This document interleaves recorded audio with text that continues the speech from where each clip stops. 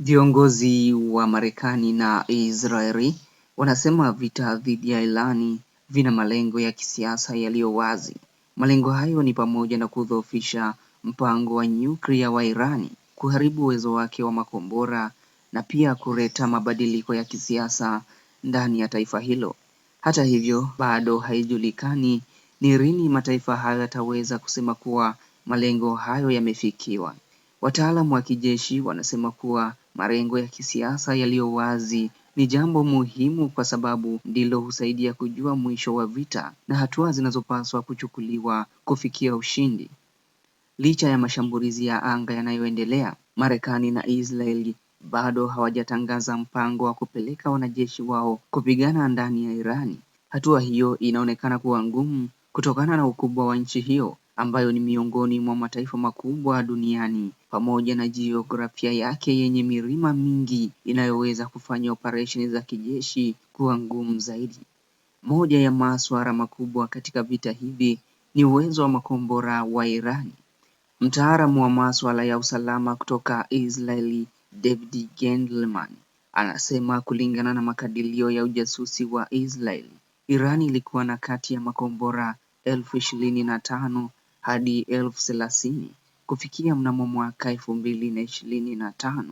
Makombora hayo yana uwezo wa kufika umbali wa kilomita 1,000 hadi 3,000. Hata hivyo, ripoti nyingine ya taasisi ya utafiti ya Marekani, Jewish Institute for National Security Affairs, inaeleza kuwa Irani huenda haina makombora yanayoweza kufika zaidi ya kilomita 20,000.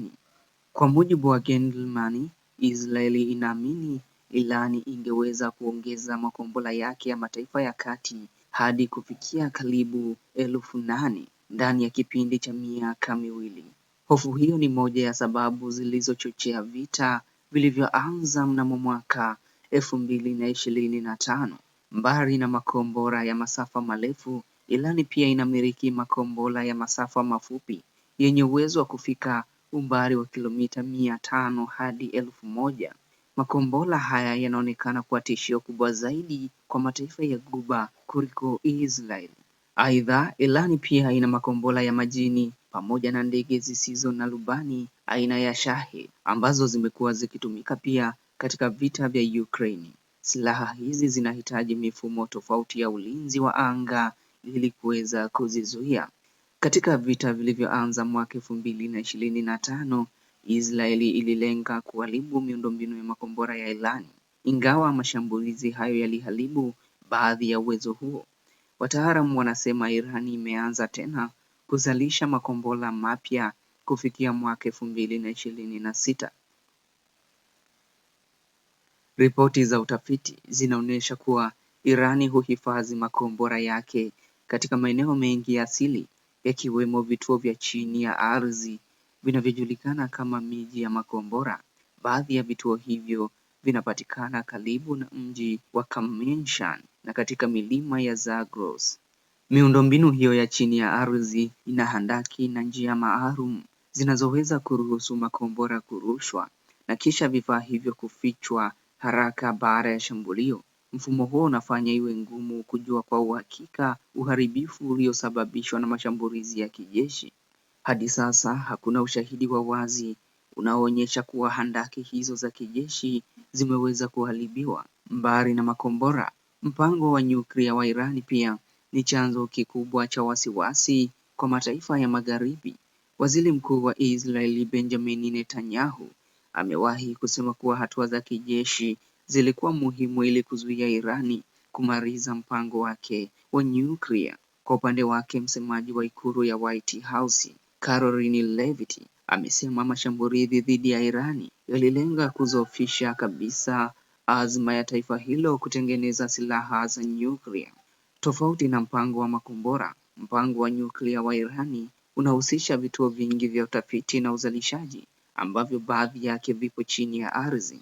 Hali hiyo imekuwa ikifanya iwe ngumu kujua kwa uhakika viwango vya maendeleo ya mpango huo. Baadhi ya vituo vilivyolengwa katika mashambulizi ya mnamo mwaka 2025 ni pamoja na kituo cha utafiti cha nyuklia cha Isfahan pamoja na vituo vya urani vya Natanz na Fordo. Mtaalamu wa masuala ya nyuklia Andreas Stricker anasema bado kuna wasiwasi kuwa Irani inaweza kurejea kuendeleza mpango wake wa silaha za nyuklia katika siku zijazo.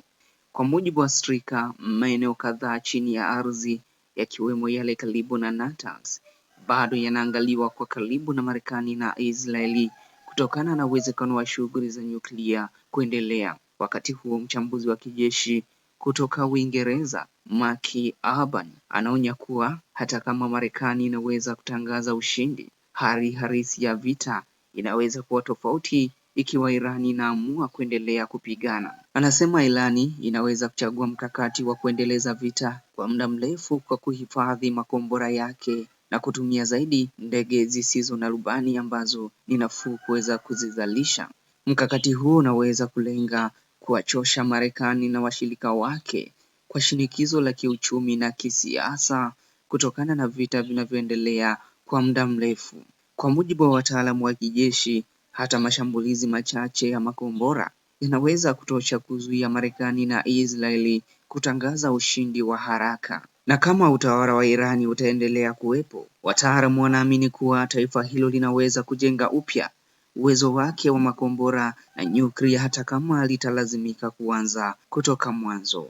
Mpaka hapa anapofikia tamati, ni kusihi endelea kusalia nasi kupitia Koplo Media. Kama ni mara yako ya kwanza kuungana nasi, ni kuombe subscribe ili usikose taarifa yoyote mpya. Koplo Media, tunahakiki ukweli kabla ya kukujulisha.